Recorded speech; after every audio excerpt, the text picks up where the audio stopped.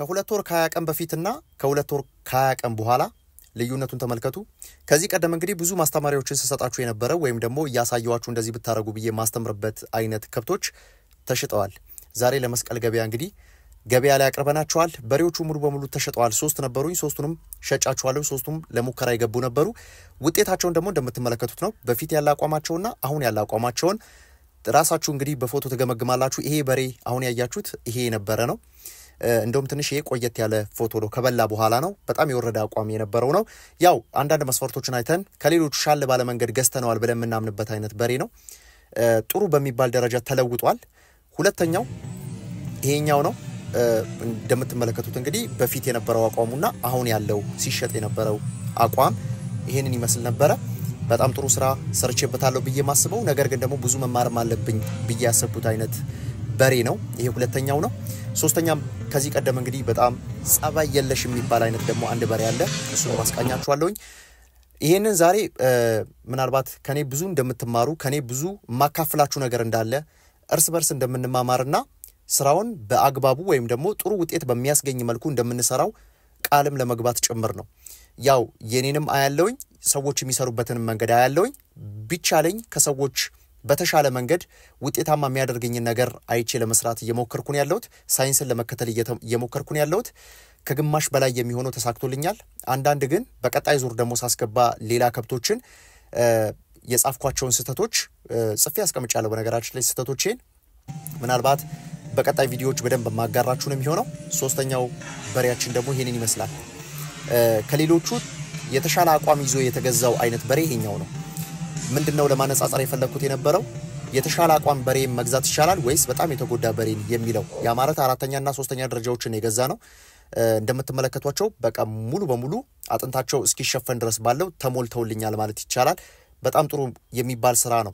በርግጥ ከአንዳንድ ሁኔታዎች አንፃር ነው እነዚህን ከብቶች ያወጣሁት እንጂ ለማውጣትም ፍላጎት አልነበረኝም።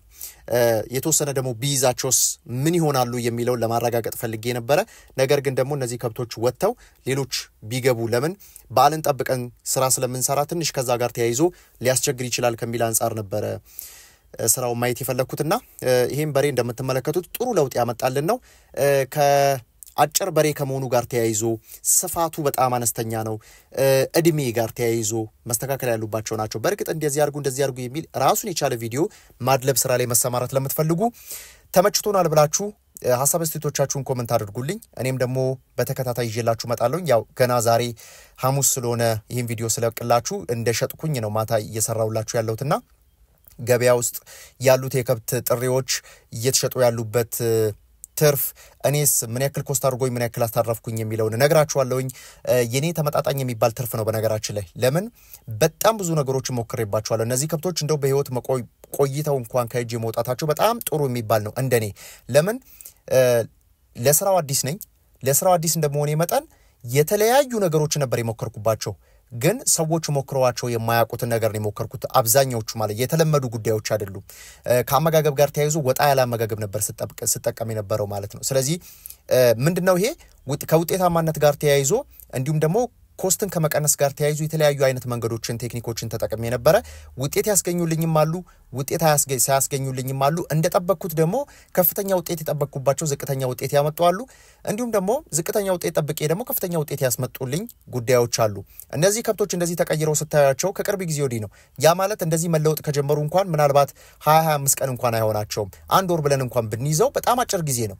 ስለዚህ በፌዝ ከፋፍለ ነው የመጀመሪያው አንድ ወር የሚቀጥለው 2 ወርና ሶስተኛው ወር መጨረሻ ላይ ምን አይነት አመጋገቦችን መጠቀም ይኖርብናል ለሰውነት መገንቢያነት ወይም ደግሞ እነዚህ በጣም የተጎዱ ከብቶችን በአጭር ጊዜ ውስጥ ለማንሳት ወይም ደግሞ ሰውነታቸውን ጤናማ በሆነ መንገድ ለማንሳት ምን አይነት መንገዶችን እንጠቀማለን የሚለውን በደንብ ማስቃኛችሁ ነው የሚሆነው። እንግዲህ ቪዲዮዎች ከብት ሽያጭ ላይ ወይም ደግሞ ግዢ ላይ ማድረግ ካሉባቸው ነገሮች እኔም ደግሞ ተጠቅሚያቸው ጥሩ ውጤት ካገኘሁባቸው ነገሮች ውስጥ ለእናንተ ማካፍላችሁ ነው የሚሆነው።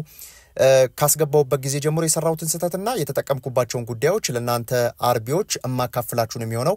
እያንዳንዱ ከብት ላይ መግባት የሚፈልግ ሰው ማወቅ አለባቸው ብዬ ማስቀምጣቸው እኔም በጣም የጎዱኝ አሁን ግን በደንብ ከተኛውበት ያነቁኝ ወይም ደግሞ ይሄ በጣም ካንቀላፋውበት ያነቁኝ ጉዳዮች አሉና አውቂያቸው ያልተገበርኳቸው የዘነጋዋቸው ጉዳዮች አሉ እያንዳንዱ በማስታወሻ ደብተሬ ላይ ተጽፈዋልና ሪከርድም ስላለኝ ያው ያ ማለት ሂስትሪያቸው መጀመሪያ የመጡበት ባክግራውንዳቸው ስገዛቸው እኔ ጋር መተው ምን አይነት ለውጥ በምን ያክል ጊዜ ያገኘው የሚለውን ስለ ህክምናቸው ስለ ቫይታሚን አሰጣጣቸው ስለ ዲዋርሚንግ ስኬጁላቸው እንዲሁም ደግሞ ስለ ቫክሲኔሽን ስኬጁላቸው ሙሉ በሙሉ ነው ማጋራችሁና ብዙ መረጃዎችን አብረን በዚህ ቀጣይ አሳያችኋለሁ እንግዲህ ሶስቱም በሬዎች ተሸጠዋል ስንት አተረፍክባቸው ስንት ሸጥካቸው በጥሩ ቪዲዮዎች ይዤላችሁ መጣለሁ ያ ማለት ጠንከር ባለ ያ ማለት በተጠናከረ ነው የሚባለው በእንደዛ አይነት መንገድ እመጣላችኋለሁ ይመቻችሁ